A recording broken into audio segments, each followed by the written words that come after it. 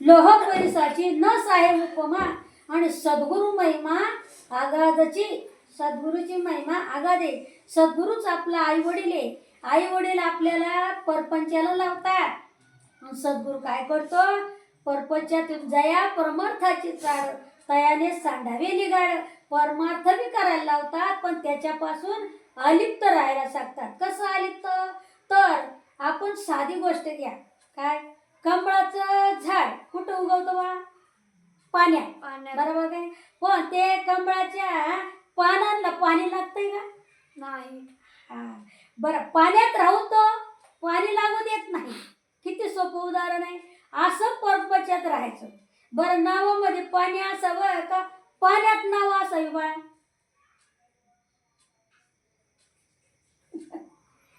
नाव पाण्यात असावी पण नावेमध्ये पाणी असून चालत नाही, डुबून जाईल ना ते.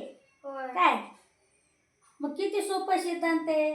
बरं जाऊ द्या, आपल्या घरातला सिद्धांत तुम्हाला माहित नाही पण ताई तुम्हाला सांगा, तुम्ही आळूच्या पानाच्या वड्या केल्यात का कधी?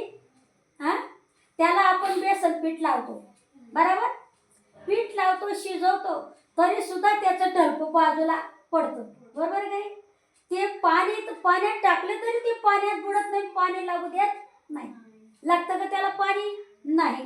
पीठ सुद्धा ते सहन करून घेत नाही, बेसन पीठ. मग असं परपंच करून परमार्थ करावा. म्हणजे परमार्थ करण्यामध्ये परपंचाची आडकाठी नसावी.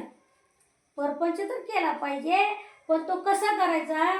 देवाचा चरणी वाहून करायचा, सद्गुरूला शरण जाऊन करायचा, नामस्मरण करून परमार्थ परपंच करावा असं त्यांचं सांगणं आहे. म्हणून सद्गुरू वाचोनी सापडेना स्वयं धरावे ते पाय आधी आधी. सद्गुरू सारिका जीवला ग सोयरा आणि तोडेला उद्योग संसाराचा. काय तर अशा प्रकारे परमार्थ केला पाहिजे. आणि म्हणून आपल्या गोतीवर सांगायचं झालं म्हणजे आपल्या जे जात आहे, आपण त्या जातीत जन्माला आलो, त्या जातीतला धर्माचा किंवा गावाचा हा माणूस कधी आपला घात करील याचा भरोसा नाही. तर फक्त सद्गुरूच तो भरोसा देतो. काय? तरतील हा भरोसा संताने दिलाय लावला मारून ठसा. सद्गुरूने ठसा मारून दिलाय की तुम्हाला सर्टिफिकेट देतात. ते काय? जा लग्न लावतोय, ब्राह्मण लग्न लावतो पण तो सर्टिफिकेट देत नाही. असं म्हणतो का ब्राह्मण की आता तुमचं लग्न लावलं, परपंचाला तुम्हाला लावलं, पण तुमचं आता डिवोर्स होणार नाही, काय हरकती होणार नाही किंवा तुमचे भांडणं होणार नाहीत, असं तो देतोय काय? काही सिद्धांत नाही. पण सद्गुरू काय म्हणतो की मी तुमच्या गळ्यामध्ये लायसन घातलंय ना, नाम दिलंय ना, तर तुम्हाला काय 5वं स्टेशन मुक्ताई. सद्गुरू वाचो निघत नाही, आत्मा चालला एकला आणि संग्या गुरुचा दाखला.